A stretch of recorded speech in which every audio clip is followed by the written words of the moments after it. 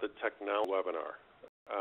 We have, and if you look at your screen under the chat, Kristen Nielsen has sent to all participants a phone number. If you want to call in and participate by phone, where we can hear your questions, if you have questions, the Kristen listed is the number to do so. You don't have to. You can observe the webinar and hear it through your computer. And if you want to ask a question that way, then either through the chat by sending it to Kristen, or if you want, you can dial in using the number that Kristen offers participants. We will first thank the National Institute of Corrections and the Public Welfare Foundation for leading this effort, and our partner, the Chief Probation Officers of California, CPOC, especially Stephanie Anderson, for assisting in this effort to develop and present these, what we hope to be helpful series for probation executives in California. My name is Zach Delpera. I'm a senior associate with the Crime and Justice Institute at CJI. I'll be your host today in a session that will provide some thoughts and ideas on how to make your strategic plan more effective. I hope everyone can see the screen as I advance through the slides. I know you've all been very busy over the last 3 or 4 months developing your community corrections partnerships and your realignment plans. And we hope the information we're going to provide will assist you in both these efforts and in internal to your organization, addressing your strategic plan and making it something that your department can achieve. Before I get into the agenda, to spend 1 minute thanking a couple people at the Crime and Justice Institute. Chris Bechtel and Rella Priest have been instrumental in making this webinar happen. They're the experts behind the scenes to really make this work, so thank you guys tremendously.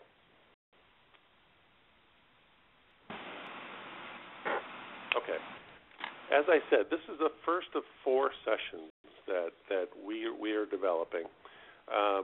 All will be on WebEx webinars. The first is strategic planning that we're doing today. And hopefully in 2 weeks, we haven't nailed down the date yet, a session on workforce planning. By collaborative work and cost-benefit analysis sessions after the holidays in the middle part of January, maybe early February.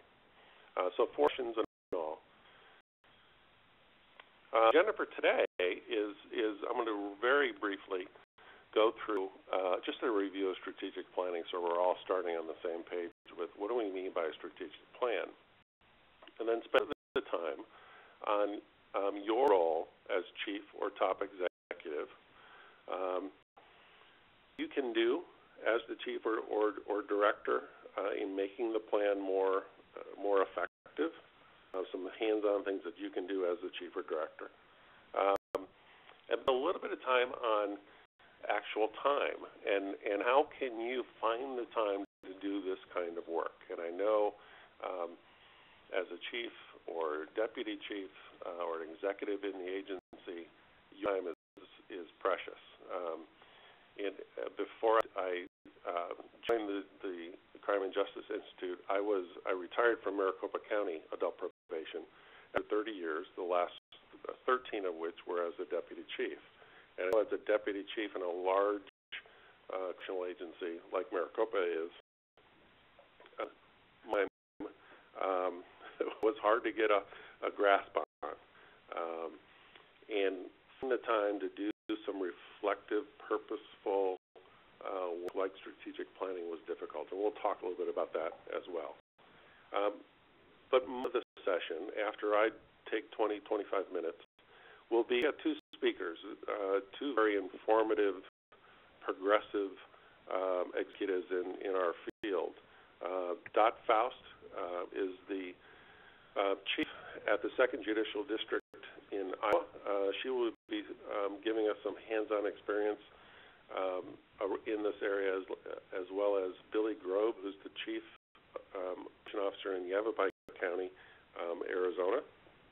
And then we should have about 15 minutes or so to answer some questions at the end.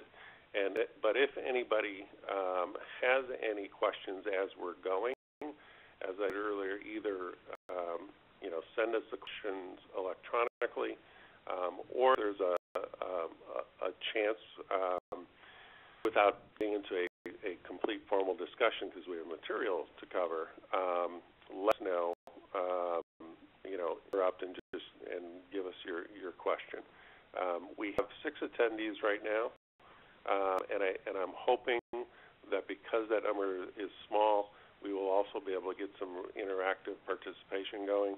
I'd also let you know that we're recording this hour-and-a-half development session. We will be putting it on CJI's website, as well as, I believe, CPOC's website, and send out the link to you folks in California, so that if you weren't able to catch on, observe the session or participate in the session, you'll be able to at least review the recording and get the material. So hopefully that will help. Okay, just a real brief synopsis of strategic plans. This definition I like. It's simple. Basically, strategic planning determines where an organization is going over the next year or more, how it's going to get there, and we'll know if it got there or not. The focus strategic plan is usually on the entire organization. Now, you have strategic planning around specific issues like evidence-based practices and your work around realignment. You have to come up with a strategic plan for that. So the material present applies to those strategic plans as well. Typically, strategic plans consist of a mission statement, which is a statement of purpose. What's the purpose of the organization? A vision statement, which is a picture of the future for that organization.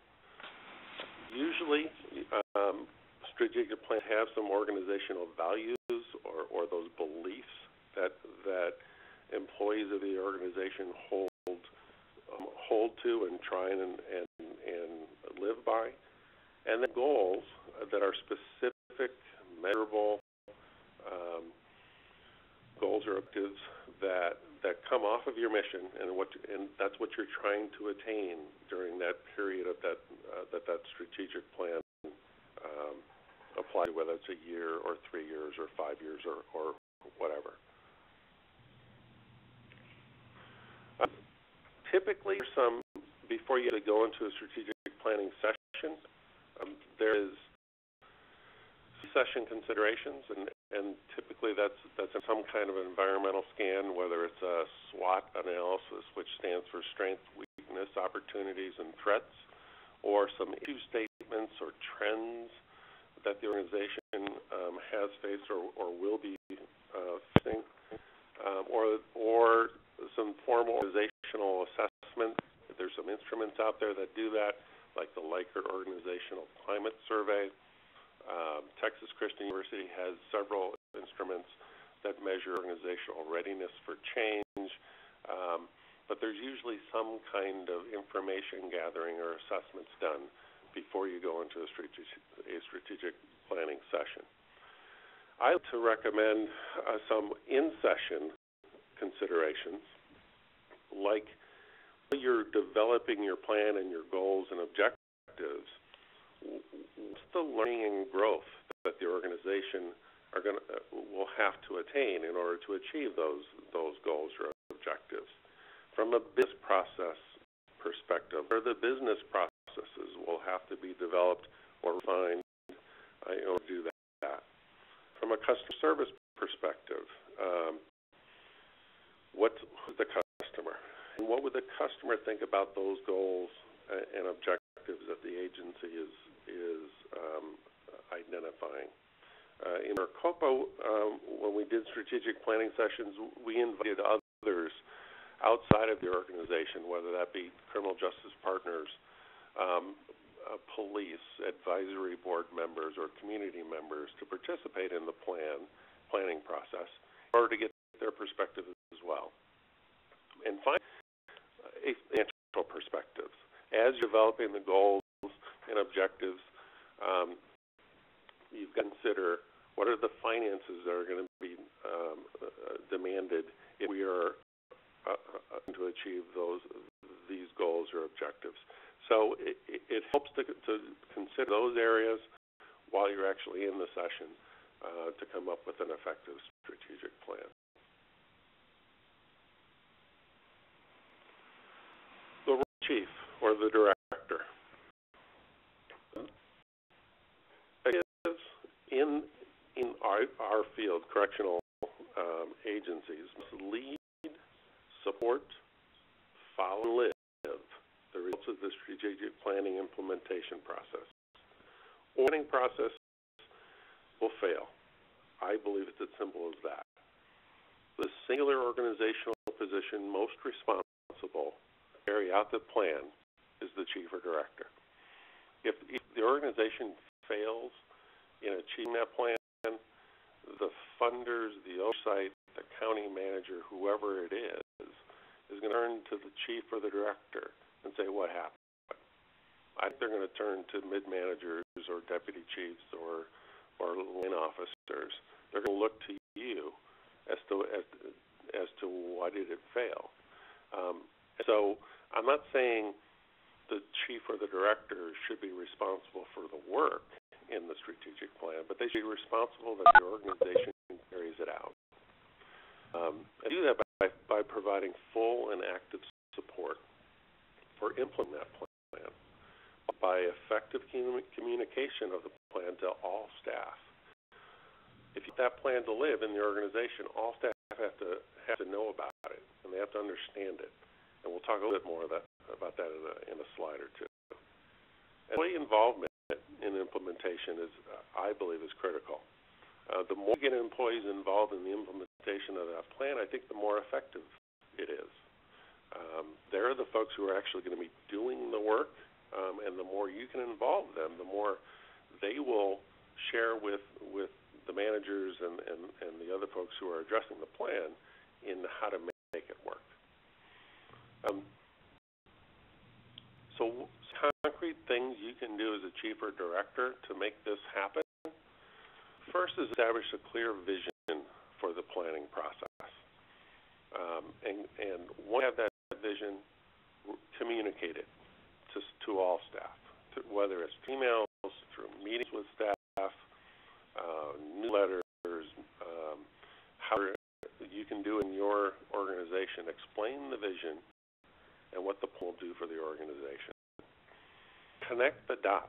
How does the plan affect what officers and other staff do, and how does it affect the plan? That's one of the things we had a chance to address in Maricopa County. We're implementing our evidence-based practice plan.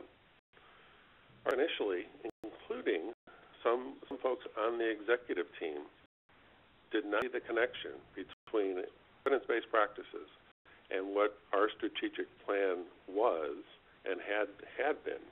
They didn't make that connection of how one could affect the other. So we took time and deliberately created curriculum around how do you connect those dots. And we presented trainings for staff. We discussed it at various different levels of meetings in the organization. And staff started to see the connection. And once they did, they completely bought off on what we were trying to do around evidence-based practices. But it was that not connecting the dots that made pause and figure out what was going on. Never stop communicating, both progress, where you're at on implementing this plan, accomplishments, and also the setbacks. If you achieve something significant along the way in this plan, stop and communicate that, celebrate that. Make sure staff are aware we have a milestone, whatever that milestone was. If it's in practice an actual risk needs instrument or using that risk needs information into a case plan, that's a milestone. Communicate that and celebrate that. Put these two models up because it helps, and it helped us at Maricopa to make the connection. I think people are familiar with these two models. These are models created by the Crime and Justice Institute with NIC. The one is an integrated model. It consists of evidence-based principles, organizational development, and collaboration. And principles that the evidence-based principles circle or part of that refers to is on the left. The 8 principles with measuring feedback or quality assurance and measuring relevant practices on the sides. We'll explain these two models and these two and this principle with your strategic plan. It makes sense. It makes more sense when you integrate the two, or I should say the 3. Strategic planning is part of that whole organizational development circle. It's not listed in there, but it's alignment with principles and values. And it's critical that you as the chief or director or deputy that connection between what we're doing. And this applies to 678 and realignment in 109. What those initiatives, how they connect to specific individual organizations and what their strategic plans are. I put those up there. There's more information both on our website, CJI, and NIC regarding those if you are not familiar with those two models. What can you do as a chief or director? You can develop an execution plan or an implementation plan from your strategic plan. And those plans should include roles and responsibilities of those involved. It should include regular meeting dates that all commit to attend, and you as the chief or director can get those folks to attend those meetings. It includes deadlines, tasks, resources that may be needed. And let me post up an example of this, and it's pretty small if you can see it.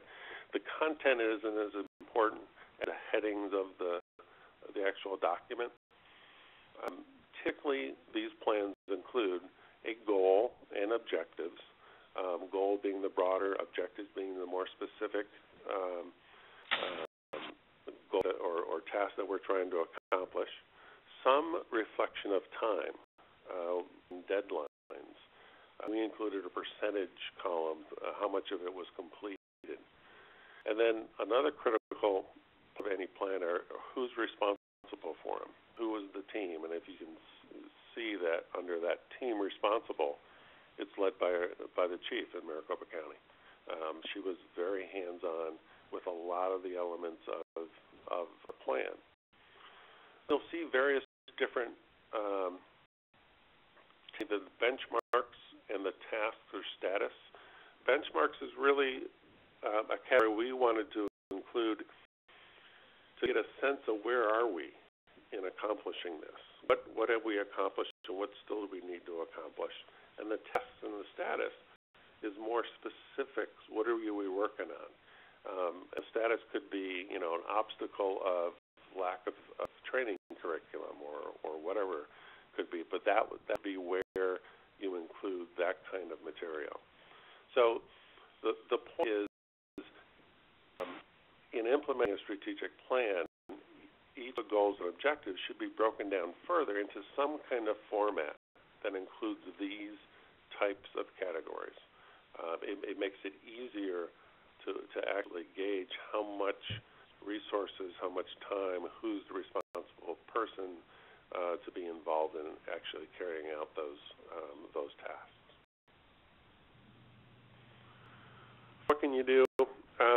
We recommend at CJI that an executive champion or a leader owns the implementation process.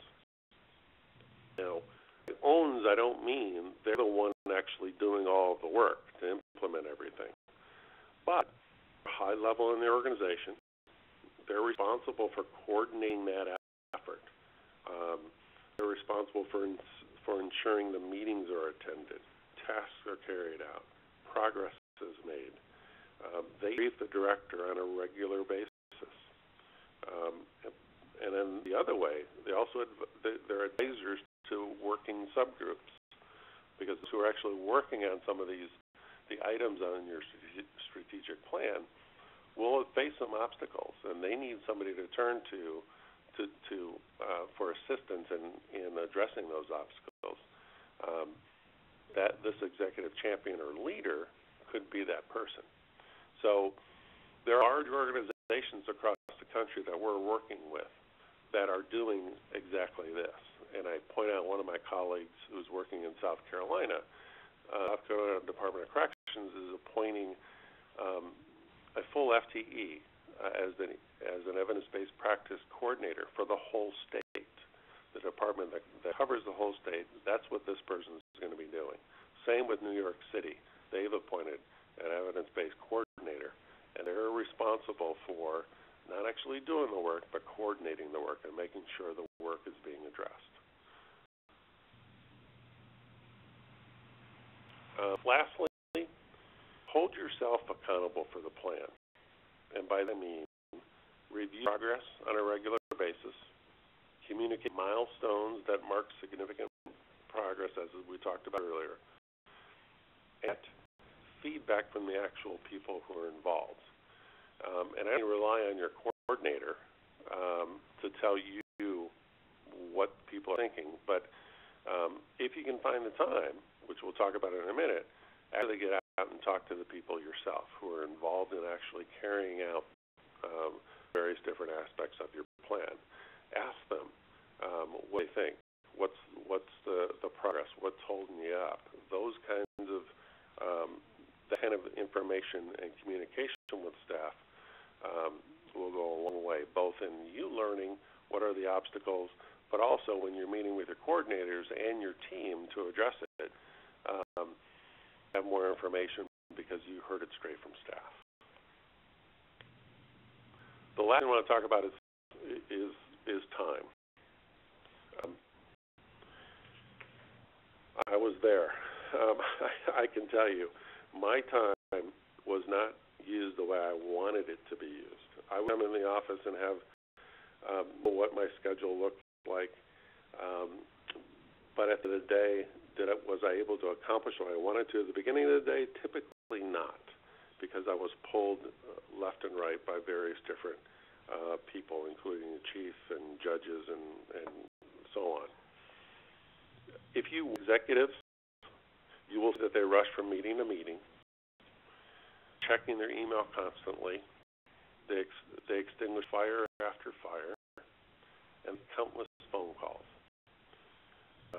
You'll see an astonishing amount of fast-moving activities that allows almost no time for reflection. Tell you that the resource they lack the most is time. Very managers use their time as effectively as they could. There's some research around this area, and some of the researchers have found only 10% of managers spend their time in a committed, purposeful, and reflective manner. Managers do take effective action, researchers have found, rely on a combination of focus and energy. And I want to talk a little bit about focus and energy before I turn it over to Dot. By focus, I mean concentrated attention. Focused managers are not in a reactive mode. They choose not to respond immediately to every issue that comes up their way, or get sidetracked from their goals by distractions like emails, meetings, schedules, setbacks, and unforeseen demands. And you know how difficult that is. Because they have a clear understanding of what they want to accomplish, they carefully weigh their options before selecting a course of action. That focus. energy pushes managers to go the extra mile in tackling heavy workloads and meeting deadlines. It's vigor that's fueled by intense personal commitment. It's energy. Now, the behaviors have both internal and external causes. Some people are born with high levels of energy, as you know.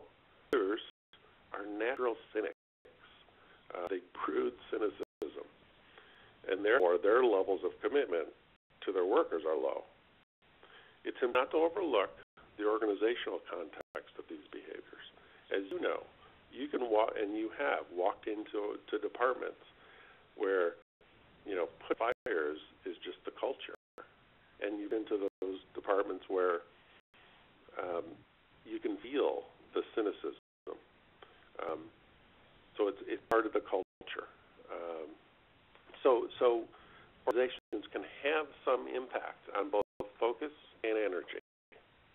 Now, some of the research that I want to share with you comes out of the Harvard Business Review, where these researchers have interviewed and spent time in large, successful organizations looking at high-level managers in those organizations, and they looked at around focus and energy.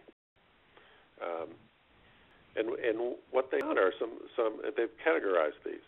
If those individuals who are low focus, low energy, they procrastinators.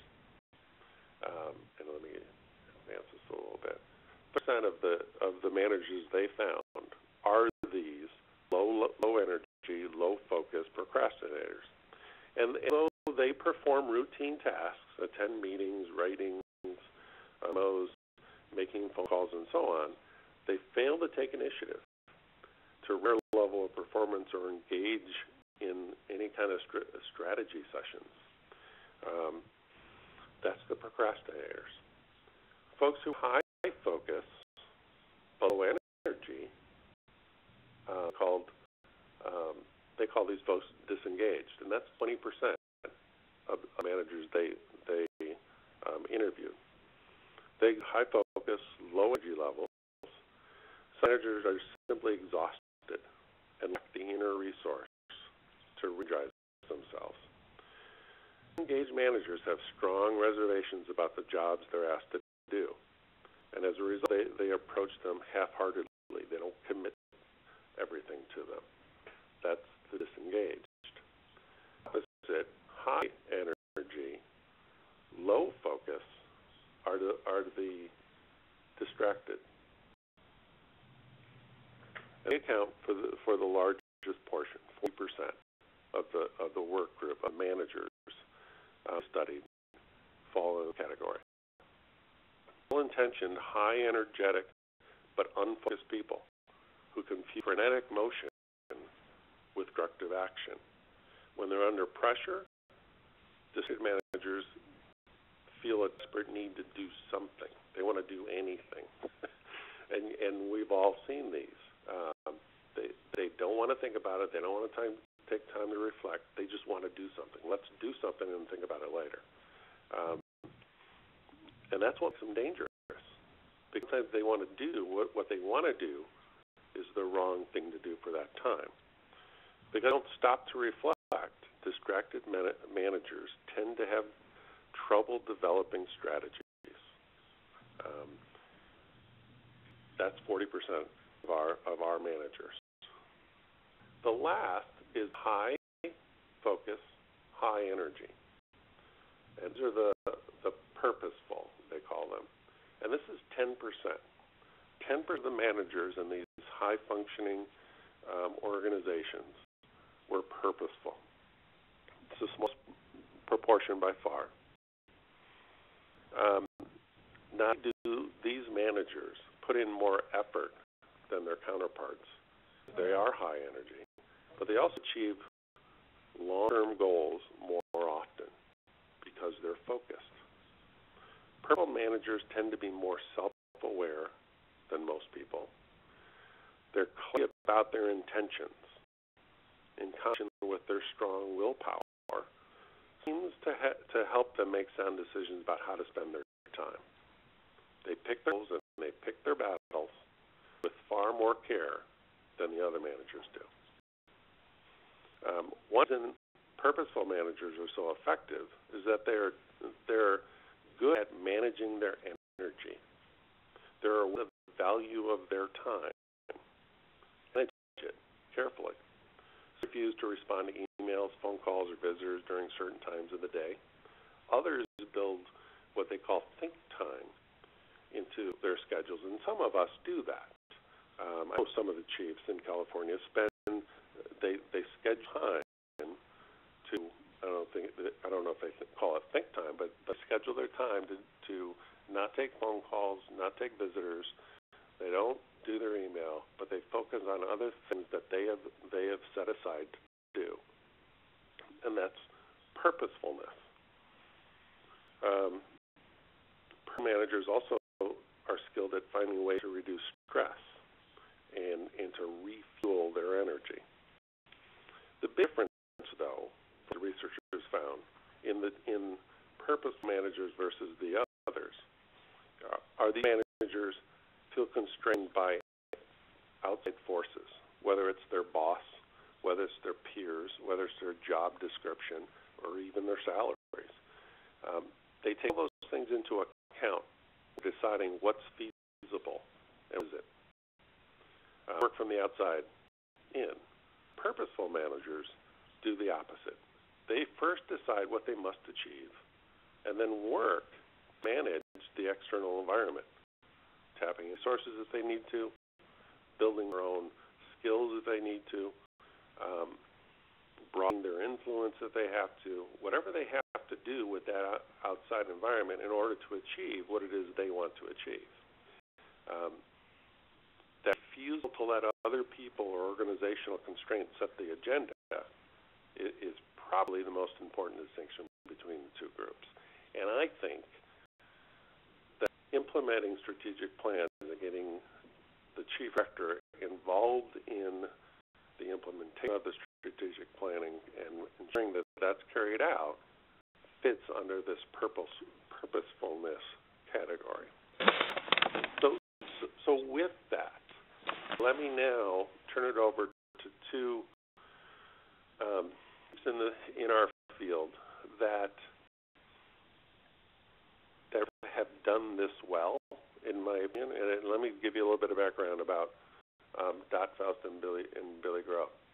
I met Dot Faust probably 20-some-odd years ago when she worked in Maricopa County, adult probation. The deputy chief. She then left and went to Iowa to become a chief, and she did that for several years, and then took a position with the National Institute of Corrections. If I had to identify anyone in the country more responsible for the implementation of evidence-based practice in our field, I think it would be Dot Faust. She was carrying this torch long ago, and she had the influence and the persistence and the skills to get it across to all of us who were fumbling with this idea. And I think it's past the tipping point for a reason because of Dot Faust and the work she did at NIC. She left NIC a couple of years ago and is now the director of the 2nd Judicial District, Department of Correctional Services in Ames, Iowa. So Dot, go first. Let me briefly introduce Billy Groh as well, and then I'll let them take over. Billy started in Maricopa County. Many years ago, was hired right along with me. I won't tell you how many years that was.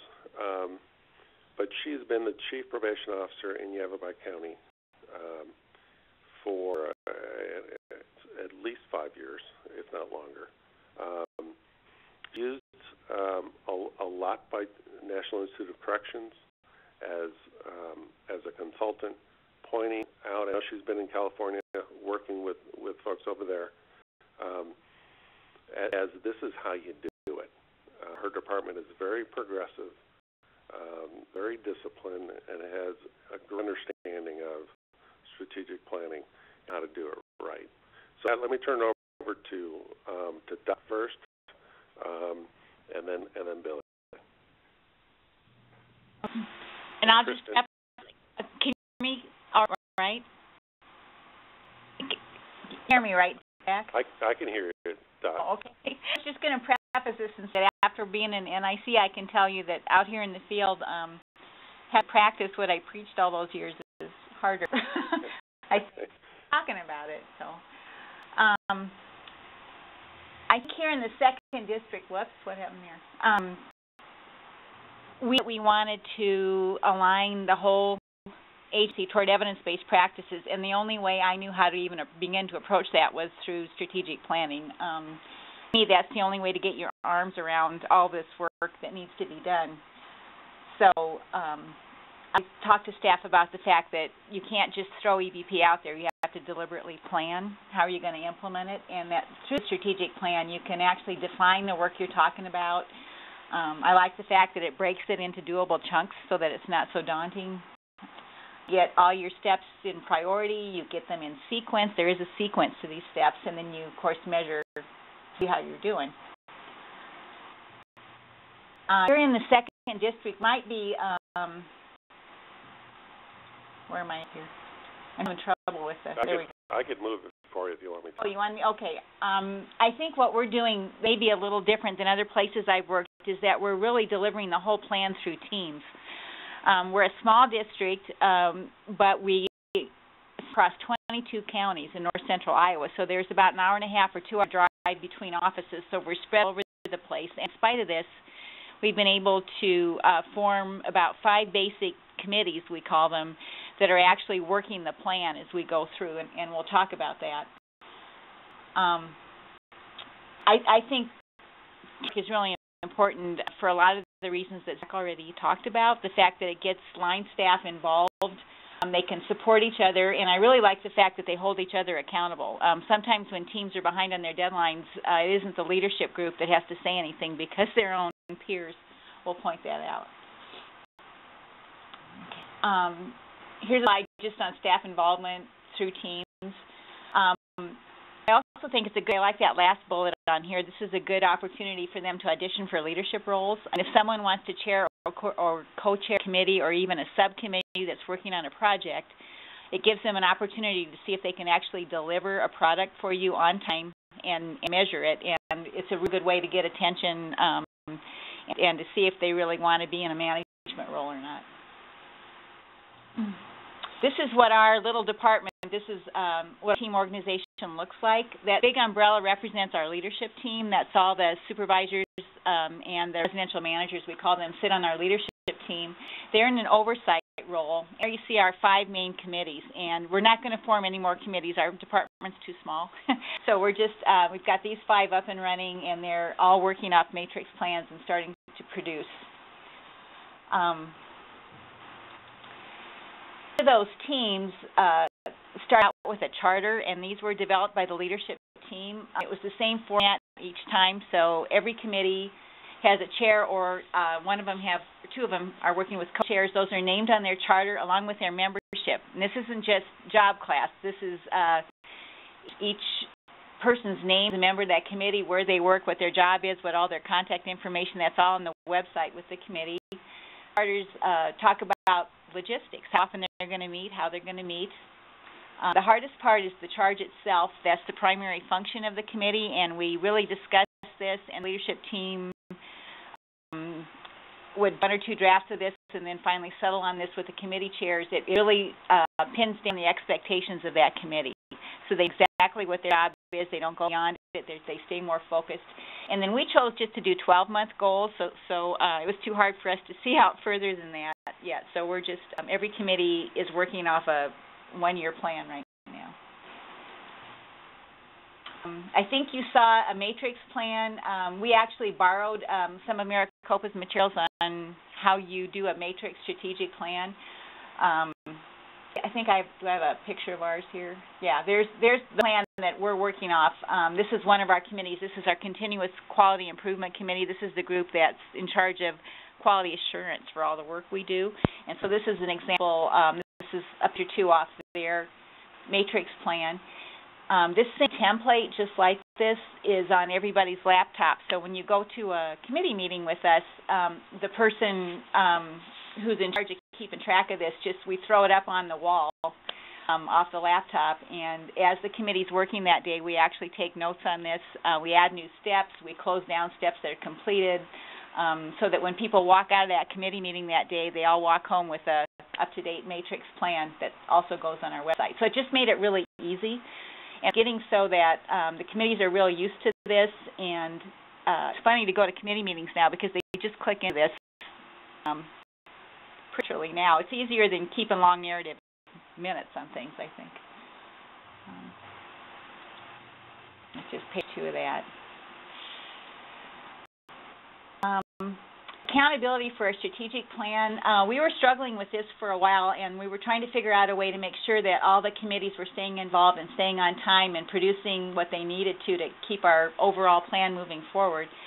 So as a leadership team, here's some of the ground rules we've decided upon. One of them is that all leadership team meetings and all work unit meetings will have standing committee updates on them, so that every work unit has one member who's on one of the committees. So whoever that is in your work unit would be responsible for updating your team, your work team, on what the committee's been doing. All the matrix plans are on our website. Regular reports, we're actually managed by a board of directors. I answer to a board of directors, and all our updates to them now have committee updates. They're used to seeing the same 5 committees, and the board is used to seeing where they are with their tasks too. So it even ended up getting the board a little bit involved, or at least knowing what we're doing. Communication, Zach talked a lot about this. What's real well for us, we have a little intra-department website. I think most people have that. This is a website that's open to us, and here in Iowa, it's also a site that's open to other community corrections districts across the state. And if you go to our 2nd District website, there's a committee space, and you just click on there, and all the committees are listed. And when you click on the committee name, you'll see their roster. It has the names and pictures of all their committee members and how to contact them. All the minutes are stored on that website.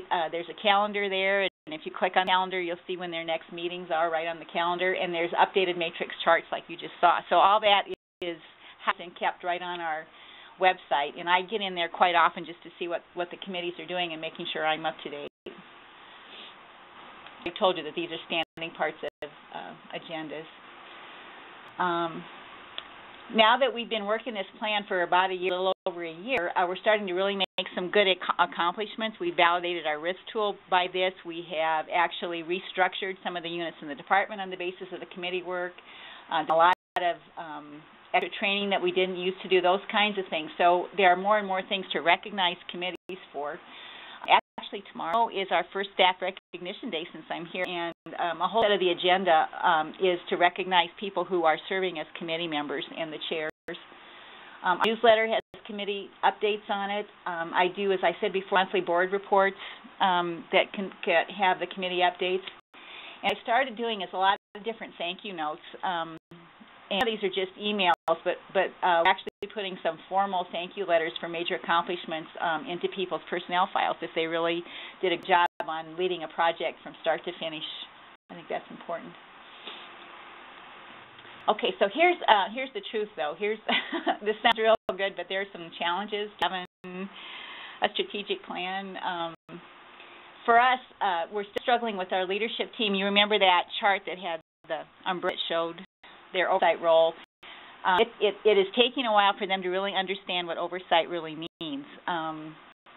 They have a tendency to, a couple of times they will want to read down and sort of micromanage a committee, and we need to not let them do that, or they want to take on a project themselves.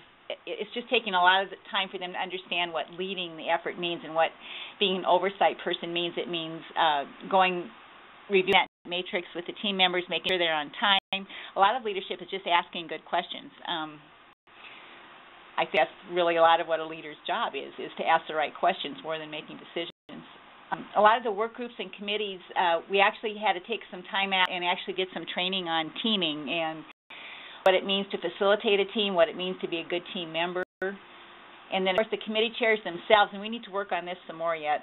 See, none of this is perfect yet. This is what we're trying to do. They need some training on leadership, and project management is really important, I'm finding out. And I think Zach's heard me say this before.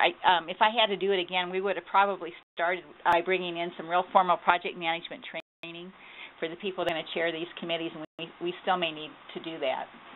The matrix format helps that a lot because it almost forces you to think through the steps that a good project manager would think through.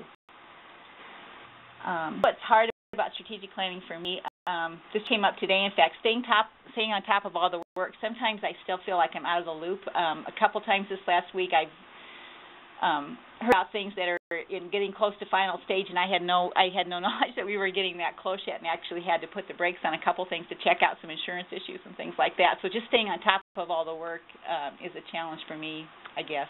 And then being present. At the beginning of this, I was trying to show up for every committee meeting I could. I just can't do anymore, so I'm finding out, especially in a geographic district like we have, I'm trying to plug in by conference call when I can, and if I can't do that, I'm at least trying to review the matrix plans after the meetings and then, plug in with some questions, that kind of thing later.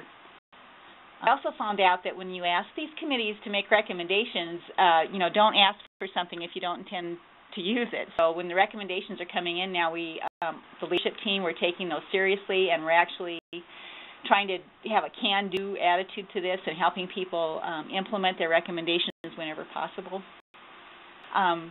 The latest good example of this, one of our committees had a restructuring recommendation to help us stretch our resources. We're like everybody else, we're being cut and don't have enough probation officer staff, so we're actually restructuring the department to try to redeploy the staff that we have. And one of the committees that did this, the whole presentation to the leadership team was made by line staff. There wasn't one manager making the presentation, and it was a real cross-section of staff. And they actually gave us two options. We spent a whole day with them and ended up picking a restructuring plan, and it was all based on the recommendations that line staff were taking. And I know that the line staff told us during that presentation that a lot of the feedback they were getting around the water cooler was staff were anxious to see if the leadership team, the LT as we call it, if we would actually follow through and they would believe it was thought and that kind of thing. So now it's up to us not to choke on this, but to actually deliver the plan like they presented it. Of course, we have already given them credit for doing that. In the department, have all these staff involved on the 5 committees. This is open membership. We encourage people to volunteer. It's gotten rid of a lot of the top-down criticism. The first Likert assessment when I got here showed that they thought that we had real centralized decision-making, real top-down, and I think that that's getting much better. As we do more of this committee work, the word's starting to get around that this is actually a lot of line staff work, that these ideas really are not generating with the LT all the time. For me, I think it takes away staff excuses for not being involved. When they say they don't know what's going on, that no one ever listens to me. Well, I think we're taking those excuses away from them because all they have to do is step up and volunteer to be on a committee. It makes it easy for me as I'm going out and speaking to a board member and to other stakeholders. I can just pull out executive summaries of our plan, and it's really easy for me to tell our story. I can explain to our stakeholders where we're going, why we're doing what we're doing now. It's all sort of mapped out on that strategic plan. I'm glad Zach is encouraging you guys to use the matrix format. I think as you can tell, we really use our matrix for all the committees. If you had one of those old-fashioned plans that was 2 inches thick and a bunch of narrative, I've never been in a department that ever used those things more than about 6 months. So I would really encourage you not to do that, but to use the Excel spreadsheet kind of format. We're already spotting leadership talent, and another big gap in our department was staff were telling me they were having trouble seeing what our vision was, and I think this whole strategic planning is finally helping them see where we're going because they can see all laid out on the chart. So that's what we're doing. Okay, thanks, Dot. Billy? Yeah. Before I start, I want to put the Yavapai County kind of in perspective. We are a rural county. We're just north of Maricopa County in the Phoenix area, We cover about 8,000 square miles, 211,000 residents scattered all over those 8,000 square miles. We have 3 offices here, and it does dot. It takes us a while to get to some of our offices. And one office is over a mountain, and it's an hour's drive one way. We have 6 employees, and caseloads, we're really very fortunate. The state mandates caseloads right now at 65 to 1 officer. We have 1,800 probationers on probation right now.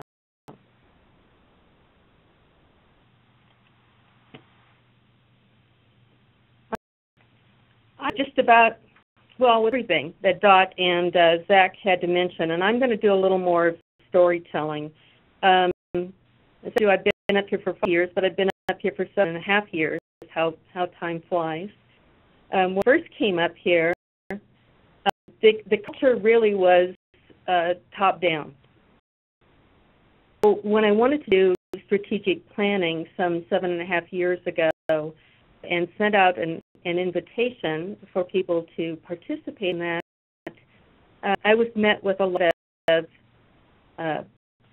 surprise, some skepticism, then invited to participate before in the past. A misstatement had been written by the chief, and that was it. And there was really no plan that went into it, nor were they involved in any kinds of committees or projects. So started out back in 2005, and we put together a plan then with really organizational assessments, some customer surveys, and we put together a fairly good plan. But about 4 years after that, it became really clear that we needed to rework that plan. And we're very fortunate to be involved with NIC in a project that involved the entire state, and Dot was involved with that project. We spent a lot more time in really looking at what our organization looks like before we started to engage. And we started by engaging a really small group, and we started to grow participation. And what we did was that a small group started to invite people they knew would be great in planning and would be great in implementing a plan. And so we started kind of growing our group. I'm not going to read all of these to you. They're essentially the same kinds of stuff that you've been hearing. And you can't say enough about communication. You can't say enough about rewarding people's participation, and public praise is the best. And then that piece about being a champion, so important. Here's the bad news and kind of the good news. The bad news is everybody's watching you, and some people are probably wishing that you'll fail. Good news is they're watching you. It gives you an opportunity to be that leader, that facilitator, that participant in this whole process. I have to admit that I'm a strategic planning nerd. I'm proud of it. I modeled just about every one of these things, being a leader, being a facilitator, being a participant as we've moved through our strategic plan process and as we are implementing. Everybody knows in this organization where I'm coming from and what I love to do. I live and breathe this plan. And it really helps in our forward momentum. I think it helps in terms of the energy of our plan. It's all it's a lot of fun.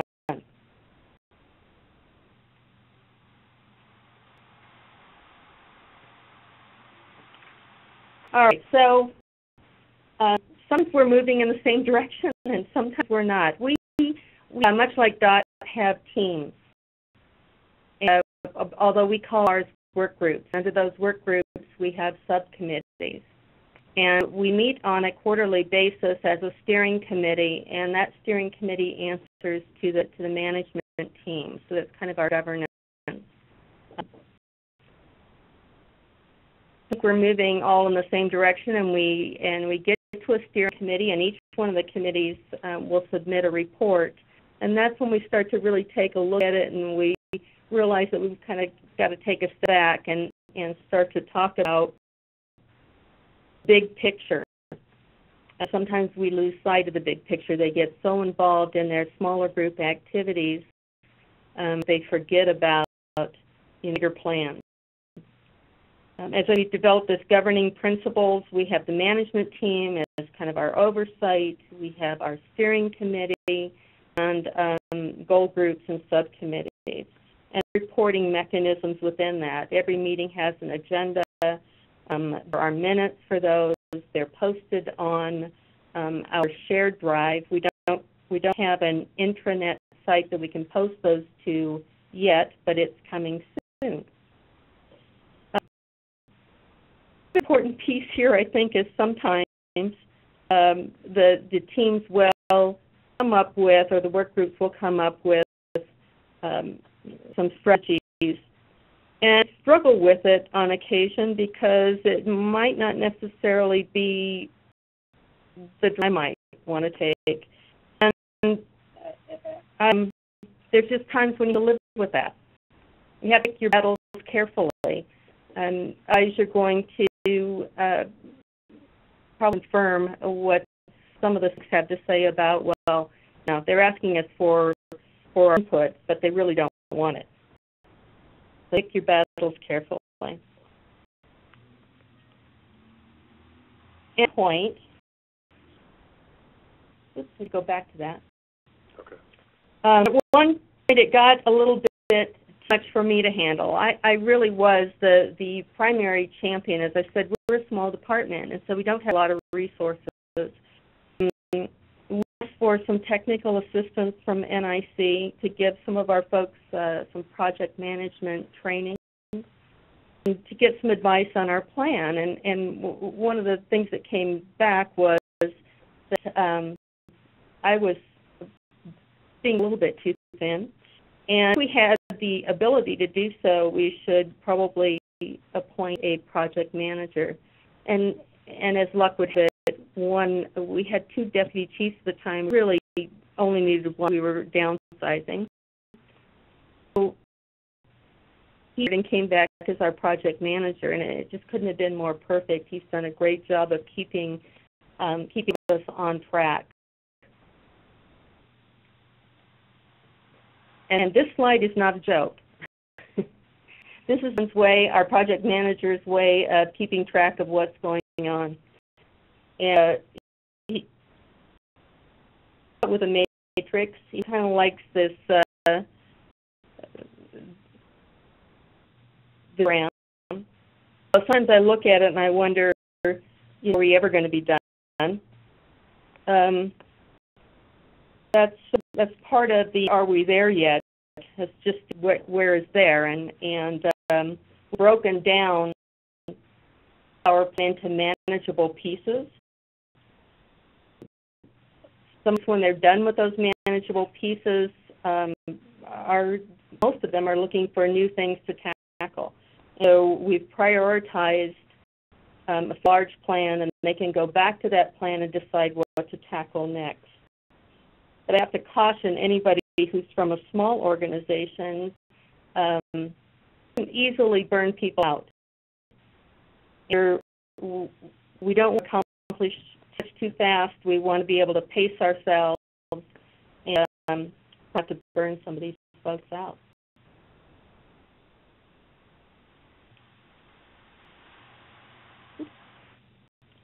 How can the impact on other organizations? Well, we've done a lot of work with our customers.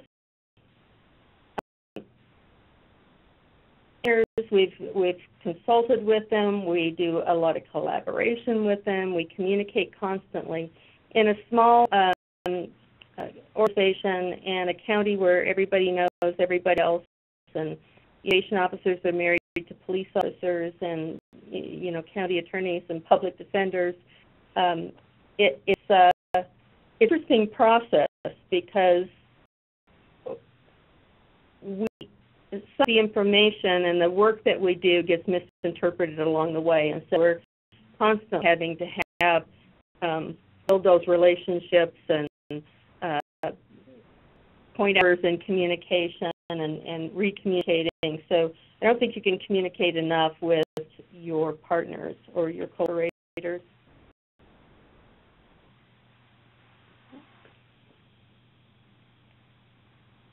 We've had unexpected benefits from all of this. I'm having some trouble with this slide. There we go. As indicated, we've had some emerging leaders come out of our strategic planning process and the implementation of our projects. It's just wonderful to see these folks new skills. We've also seen local change teams. So we have 3 primary offices, and in those offices, change teams are taking ownership of the implementation of projects that are a part of our plan. And we see it through training, visual implementation, the follow-up, boosters, those kinds of things. And it's a core group of people who are kind of natural leaders in each one of those offices that do the implementation. Probably the most exciting things for me is to see really getting the piece about evidence-based practices. We are paying attention to the research and doing some experimentation. They'll have a theory and they'll test that theory. And it's just absolutely exciting for me. I see some of our young staff that have done some really remarkable work. And the impact on staff approach to problems. Just in the past, that sometimes we were developing in search of a problem instead of the other way around, identifying a problem and then we're in search of, some good solutions. And that's a piece that we're implementing with all of our goal groups. But I didn't spill out over into other areas that we're not working on right now in our strategic plan. I'll give you an example. We have some staff that identified problems with searches. And so they started to see how big a problem that was. They started to pull together some research on that particular problem. They identified some best practices. They identified some really great training. They started to put together some guidelines and then policies. So, things that we put together in our strategic plan and how we put together our strategic plan is starting to spill over into areas, and that's very exciting.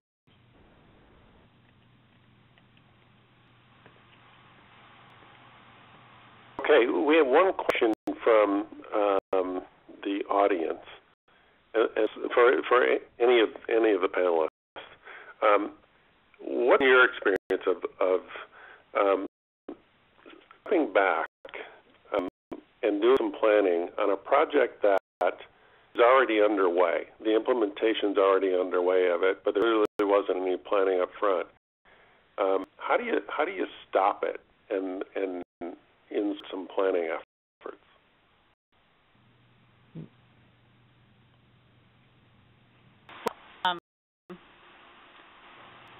Is that person, are you able to talk to us, or is that just a written question?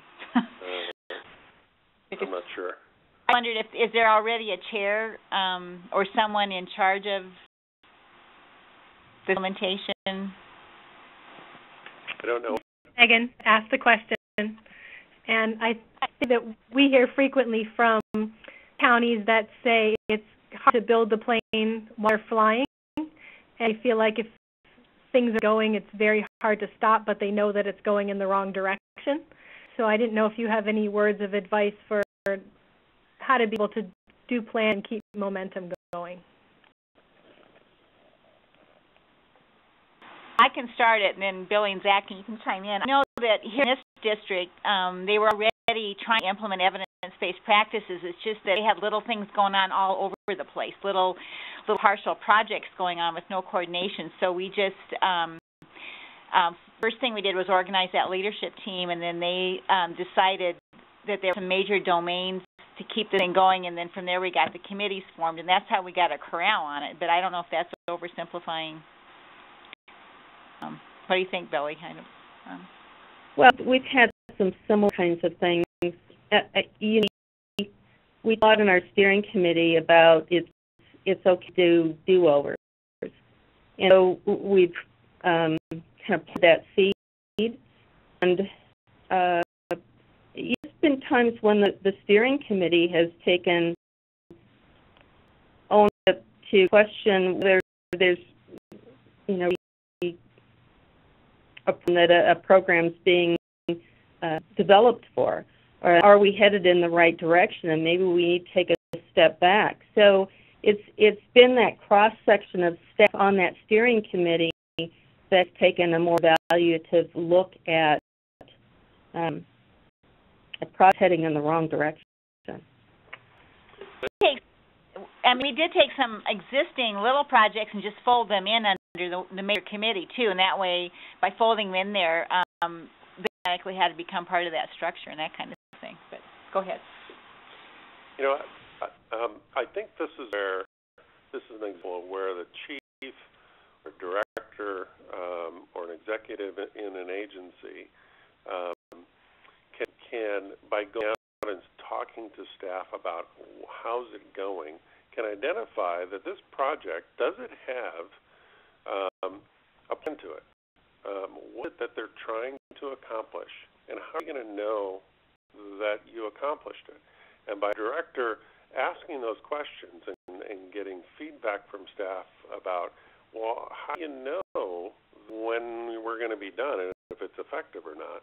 And start and then talking to other managers, insert some strategic planning into the project, not stop the project, but insert how are we going to know when we're finished, and what is it that we want it to look like?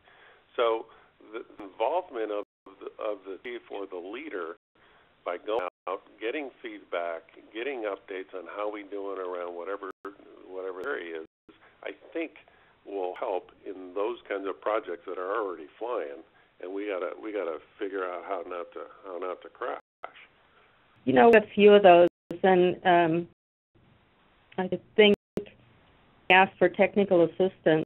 Part of motivation was to get some project management training and put some folks who were, developing some of those projects that weren't going so well into that project management training. Some extra tools and maybe some insight, hopefully some insight in where they were headed. Do any participants have any thoughts around that question responses?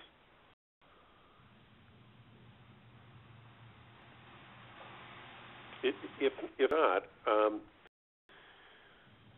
this is what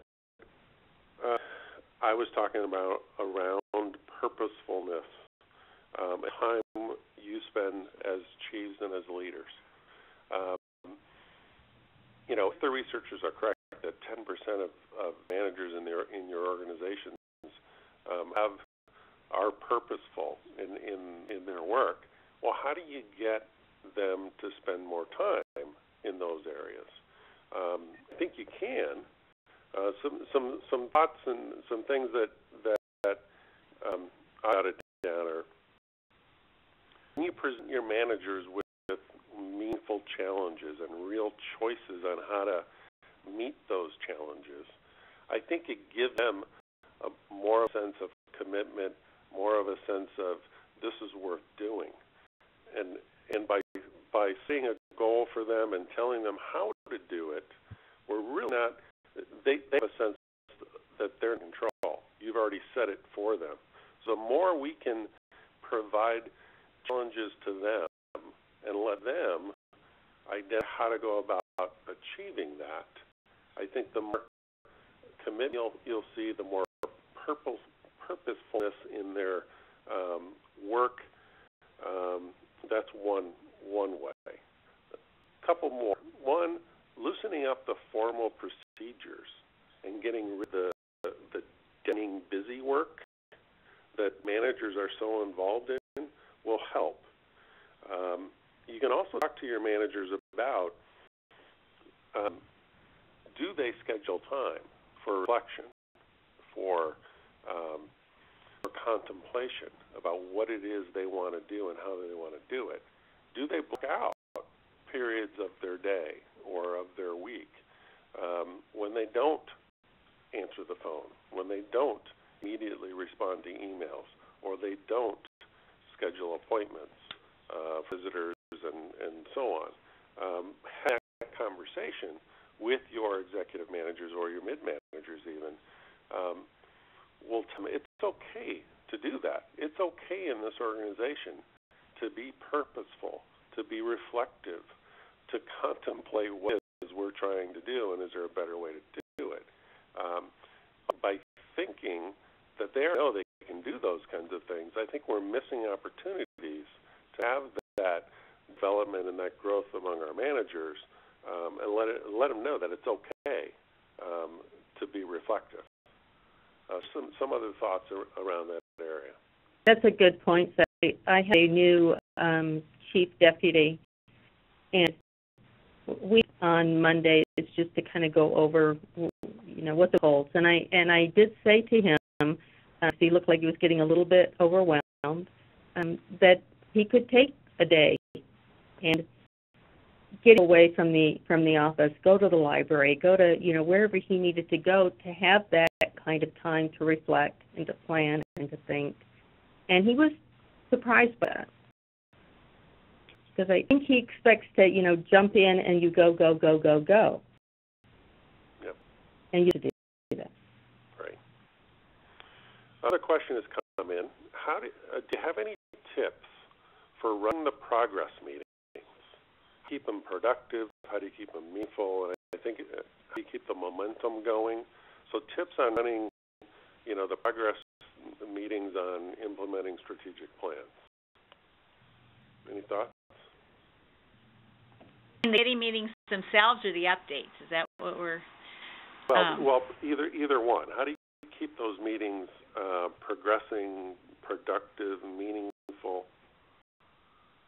Well, what we've done is, number one, the girls they have to send an agenda ahead of the committee meeting. Go to the committee meeting, and as I said, that matrix template is up on the wall, and they go through their steps each time and add. Basically, they're updating their plan at every meeting, so they go through the assignments, who's done, who isn't done, if not, why not, where are you, they complete that and go on to their next new steps. That's pretty much how we're doing it. Okay. Our steering committees, the quarterly meetings, there's an agenda. The reports are actually submitted from each one of the subcommittees and the work groups. They're submitted a week ahead of time, and everybody can get hold of those, so we don't review those. We do look for analogies between those reports, that kind of thing, and we try to be enthusiastic and have a lot of energy in those meetings and celebrate success in the steering committees. The goal groups have their plan following through, and usually subcommittees. All the work is happening really at the subcommittee level. Okay. Another, if you are doing an interagency strategic plan, I assume the community corrections partnerships, what's different? So interagency strategic planning, what's different? You're doing it just within the agency. I'm going to not answer that because I have a criminal justice coordinating council. All of them would rather have a root canal than do strategic planning. Yeah. We're not doing a lot of that here yet. They're just going to start on the state. Well, I tell you, the hardest part of that is I think that's more built on relationships. I mean, it is internally, too, but boy, a lot of that comes from my experience at NIC. I think Megan's on the line working with Phoenix, I guess you've got to build a relationship with your stakeholders first, and then strategic planning comes after, would you say? Yeah, I would agree. I mean, we have really great relationships here. It's, I think it comes from the top. It's just not interested in doing strategic planning. They don't feel they need to, and I know a county administrator who doesn't agree, but she can't get them to move in that direction. So probably the challenge there is to find just a limited number of goals that the whole system can agree on. I mean, I assume you're talking about a criminal justice system here, so agreeing on things like, do we want less people in jail? Do we want fewer low-risk people under supervision? If you can get them to agree on 2 or 3 simple ones to start with. Again, in the middle of that right now. Yeah, and I would think my answer to this question is I think it will take longer and will probably be more frustrating. But if you take the time, because criminal justice agencies have different definitions for things. The purpose of the criminal justice system, different thought ideas around purposes of sentencing and what probation should do. The prosecutor's office is going to look at things very different than the public defender's office versus the courts versus probation. So it takes some time, additional time, to everyone to agree on definitions, to agree on purposefulness. And if you have those relationships to first get people to the table to have a discussion around what's our purpose in this system, and should we come up with some goals? The goals are going to be different.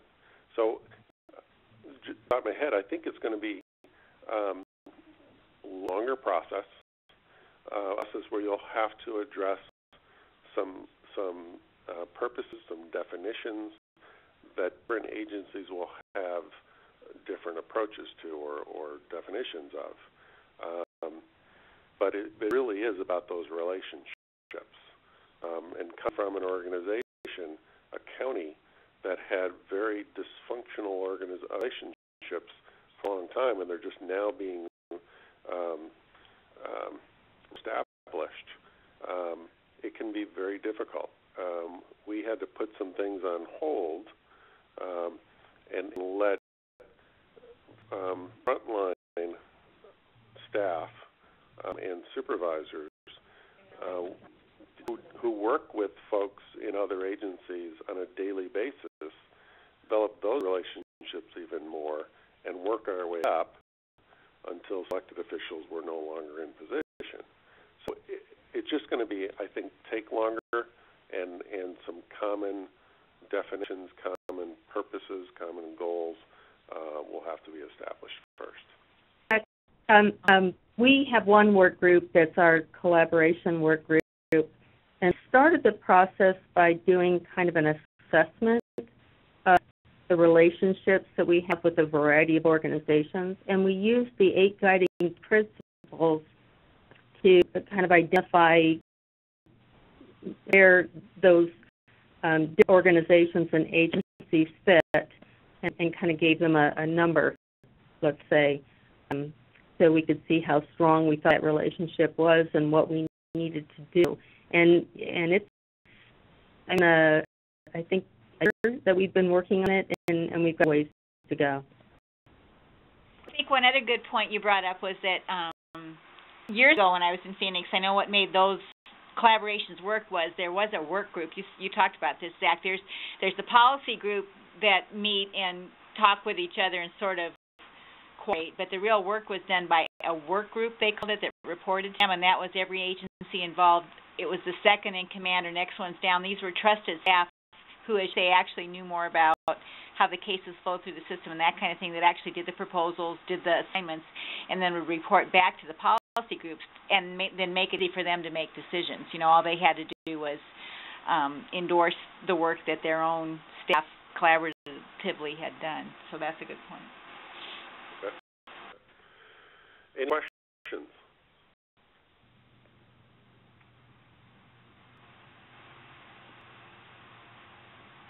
If not, I have one more slide. I want to remind folks in California that we are actually holding another series of webinars for a broader audience.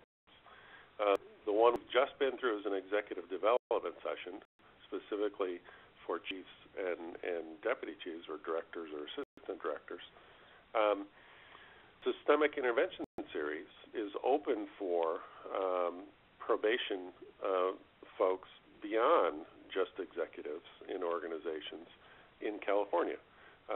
So employees of probation departments in California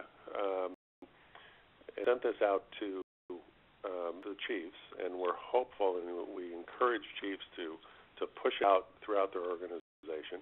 The first one of these is happening tomorrow from 10:30 a.m.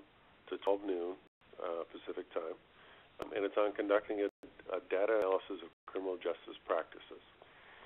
You can see the second one is scheduled for December 16th, and that's selecting opportunities for systemic interventions. And the third one is on January 20th, implementation of systemic intervention. So we encourage you to go to the same process. So log in to WebEx. We hope this was helpful, and that series, as well as the remaining 3 series for the executive development sessions. So, if there is not any questions, I want to thank Dot, Faust, and Billy Grove for their participation and insight. And again, the CGI staff, Kristen Nielsen and Gabriella Priest, for what they've done behind the scenes. So, with that, thank you very much.